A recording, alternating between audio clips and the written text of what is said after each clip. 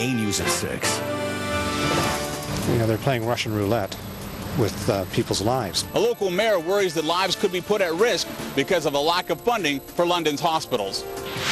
Bottled water industry heavyweights will be here tonight as the city wrestles with a ban on the sale of bottled water at city sites. Tonight I'll tell you why the city's doing it and what the industry is planning as a response.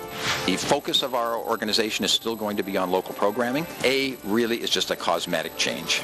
Tonight we're going from A channel to just A. Why we're doing it and what it means for you.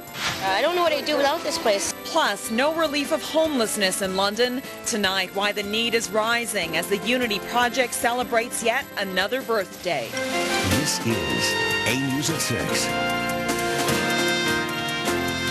Good evening. Only the very sickest get served. Everyone else will have to hope for the best. London Health Sciences Centre has had to restrict transfers from other hospitals because of overcrowding in London. Jerry Dewan joins us live with more. And Jerry, hospital officials say it's temporary and insist patient safety is their #1 concern. But not everybody's convinced. No, you're right, Kathy. Sarnia Mayor Mike Bradley says there are medical services that are only available in London. And he says restricting access to those services could be putting lives at risk. Last Thursday, the London Health Sciences Centre found its critical care unit at critical levels, so they made the call to smaller surrounding hospitals to say only patients at serious risk of dying would be accepted. Mayor Mike Bradley says the province can't allow situations like this to occur. The whole point of having a major hospital center being fed by the smaller hospitals is to have the expertise to take care of people who have very special circumstances. So that's why my letter is directed to the Minister of Health for Ontario, saying, what are you going to do about it? And when are you going to do something about it? Bradley says if the province isn't willing to spend the money at the London Health Sciences Centres, then maybe they should think about spending it at the outlying hospitals. 84-year-old Jack Kehoe was visiting his wife at Blue Water Health in Sarnia after she suffered a fracture during a fall. He's hopeful people living in smaller communities will get the treatment only available in London, but he understands the challenges facing the health system. Of course it works. Yeah.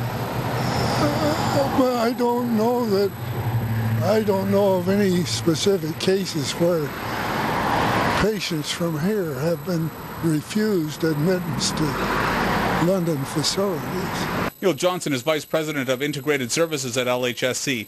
He says last week's occurrence isn't uncommon for hospitals across the province, and he says a solution goes beyond more funding. It's not just about money, it's about nursing staff, it's about medical staff, it's about long-term care beds. I mean, our issues over the last number of months have been around long-term care beds.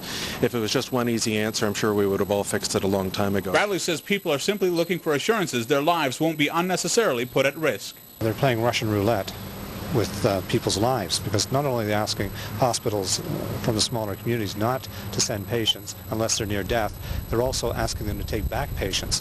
And this is not the way it's supposed to work. Now, Johnson from the LHSC says, in fact, there are steps being taken that will take effect early next year to address the issue of patients taking up long-term care beds. He says more long-term care beds will be created and there will be more in-home services offered as well. But he says this isn't a quick fix and it's going to take a while to address these issues. Kathy? All right. Thanks very much, Jerry. It was quite the scene in St. Thomas this morning.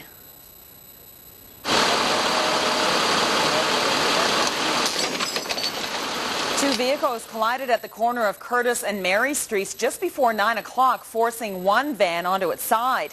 Firefighters worked quickly to remove a woman who was trapped inside. However, once freed, she was able to walk away with only a small cut. The road was closed for about half an hour while crews cleaned up. An 81-year-old Perth County man is dead after severely burning himself. Provincial police say Joseph Distler tried to start his 1988 pickup truck near Milverton on Saturday by pouring gas into the carburetor. When his wife turned the engine, the gas ignited, surrounding both the truck and Distler in flames. He was rushed to hospital with severe burns and died yesterday of his injuries. Employees at the W.G. Young Funeral Home in Stratford help families deal with the loss of a loved one almost every day. But tonight, they're getting ready to lay to rest one of their own. 21-year-old Daryl Vanden Temple was killed following an ATV crash on Manitoulin Island last week. The Perth County man worked at the Stratford Funeral Home. Scott Miller has that story. Mature beyond his years, Daryl Vanden Temple was one of the youngest funeral directors in Ontario. The 21-year-old was on the job here at the W.G. Young Funeral Home in Stratford for a couple of years. Today, his fellow employees will welcome friends and family to his visitation. Even though we do what we do, it's been a difficult few days, and we will recover as Daryl would want us to, but we sure are going to miss the lad. He was just a beautiful young boy. Just love him. Daryl knew how to have fun too. He played on several hockey, baseball, and rugby teams. He was also a good big brother. Missing his witty remarks, and he always had the best comebacks. Even though if you burned him, he'd always have the really good comeback, and he'd always have lots of jokes. According to his boss, Wayne, Daryl's gentle nature definitely transcended bloodlines and what made him such an excellent funeral director. He was so caring and conscientious, and his integrity was of the highest caliber. And he'd get up in the morning and help his dad with chores on the farm, and then he'd come to work, and he absolutely loved to get dressed up. He just looked immaculate when he got dressed up, and he had a smile that would melt an iceberg. He just was a wonderful guy, and we sure are going to miss him. My dad says they're not mad at God, but it was his time to go no matter what he was doing or where he was, so I also believe that. Derek's big brother Daryl will be laid to rest tomorrow in the Poole Mennonite Church Cemetery in Stratford. Scott Miller, A News. Another Canadian soldier has died on the fields of Afghanistan. Master Corporal Aaron Doyle was killed early today when insurgents attacked a remote outpost in the Panjwai district of Kandahar province. A second soldier was seriously wounded and rushed to hospital. Based out of Edmonton, Doyle is the 90th Canadian soldier to die in Afghanistan and the second in 3 days. Master Corporal Josh Roberts was killed in a firefight in the neighboring district. An investigation into his death is underway, but it's believed Roberts may have been the victim of so-called friendly fire. Some in Montreal are calling it the race riots. Last night, dozens of young people from what authorities call a multi-ethnic neighborhood torched cars, damaged businesses, and pelted police with beer bottles. It was all sparked by a police shooting the day before. 3 young men were shot. One of them died. I will not tolerate groups of individuals who decide to commit violent acts that result in citizens feeling insecure and that damage public property. Shop owners in North Montreal were sweeping up broken glass and collecting debris over almost a dozen blocks today. Damage is estimated to be several $100,000. The city plans to conduct a full investigation into the attacks. 3 police officers were injured in last night's clashes. Montreal's police chief says his officers have to do a better job of speaking with the community. A man charged with abducting and sexually assaulting a 12-year-old girl had his bail hearing in a Peterborough court today. A fellow prisoner shouted insults at Stanley Tippett as he made his way into court this morning.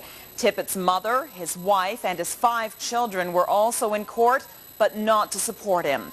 Tippett's 10-year-old son read a letter that his mother helped him write. It explains his feelings about his father's charges. You are not my father. A loving and caring father would not hurt his kids, would not hurt his family this way. Don't ever talk to me again and never call me your son again. Stanley Tippett was arrested between Oshawa and Peterborough last week. The girl was found by police after residents reported hearing screams behind a high school just east of Oshawa.